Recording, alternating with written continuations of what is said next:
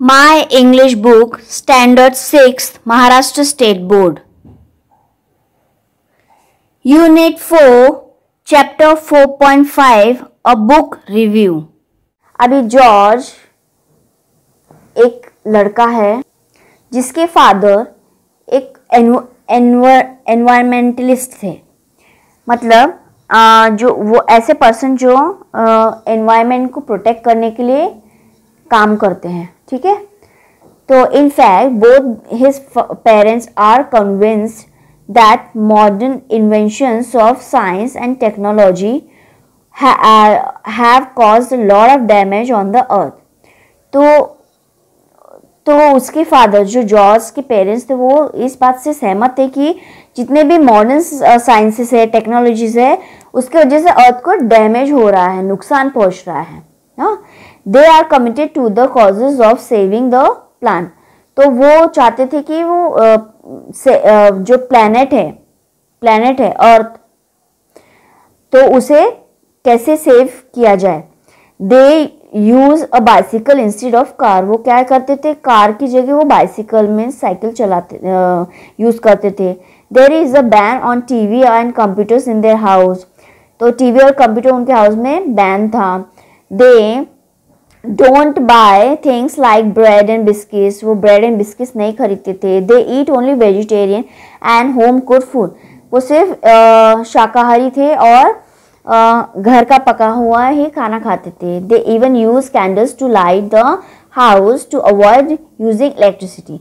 तो इलेक्ट्रिसिटी बचाने के लिए वो कैंडल्स का यूज करते थे लाइट के लिए। Poor George has to suffer lot of jeering and ridicule from his friends because of all this.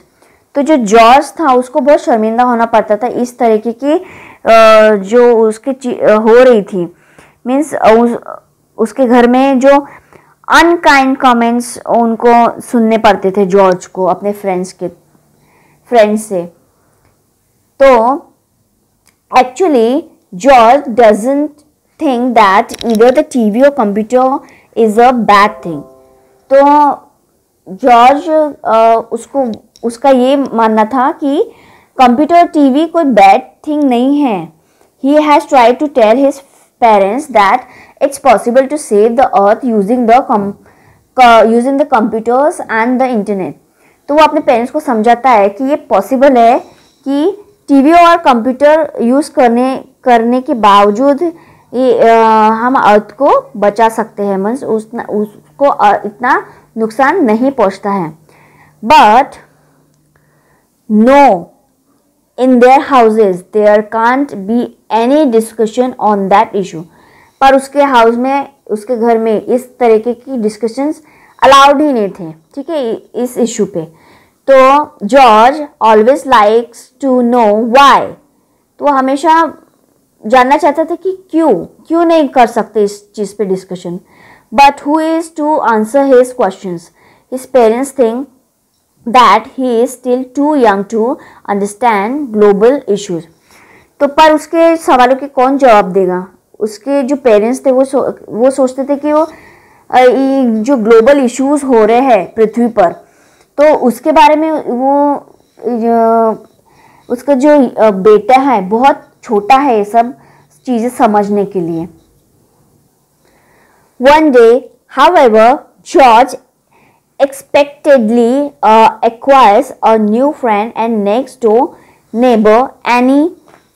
ठीक है, तो एक दिन क्या होता है, जॉर्ज अनएक्सपेक्टेडली अक्वायर मतलब एक न्यू फ्रेंड से वो मिलता है जो उसके नेक्स्ट नेबरहुड में ही रहती है, पड़ोसी रहती है, एनी नाम की लड़की। Annie's father Eric is a brilliant scientist and ever willing to answer all the George's questions। तो एनिस फादर एरिक जो थे वो एक बहुत ही होशियार ब्रिलियंट साइंटिस्ट थे। तो वो हमेशा जॉर्ज के क्वेश्चंस के आंसर्स देने के लिए उत्सुक रहते थे। Eric has built a super intelligent computer named Cosmos. तो एरिक ने एक सुपर इंटेलिजेंट कंप्यूटर बनाया जिसका नाम था Cosmos. Cosmos has incredible powers, उसमें वो जो कंप्यूटर है उसमें बहुत ही अद्भुत पावर थी। It can literally open windows on the universe and take you to any planet, star, comet and even to a black hole. तो इट कैन लिटरली, उसके जो विंडोज ऐसे खुल जाते थे कि जिससे वो यूनिवर्स देख सकते थे। तो वो तुमको कहाँ लेके जा सकते थे? Planet, star, comet and even a black hole, and of course Cosmos can also bring you back from there. तो वो पूरे यूनिवर्स का चक्कर लगा के उनको वापस भी ला सकता था। ऐसा उसने कॉस्मोस नाम का एक कंप्यूटर बनाया था। ठीक है। However Cosmos depends entirely on the information that is fed into it by people. तो जो कॉस्मोस था वो टोटली डिपेंड था, जो उसमें इंफॉर्मेशन फीड की जाती थी बाय द पीपल, वो उस पर डिपेंड करता था। Like Eric who do the research and thinking that can make cosmos work. Science can be used for a good cause, and a group of good scientists like Eric have vowed to use it for people's welfare. और science can be use for good cause, science अच्छे cause के लिए होता है और use किया जा सकता है साइंस को। और गुड ग्रुप ऑफ साइंटिस्ट जैसे एरिक जैसे गुड साइंटिस्ट लोगों के अच्छाई के लिए प्रतिज्ञा करते हैं। अनफॉर्चुनेटली देयर इज वन और angry scientist who wanted to use science for his own selfish motivate.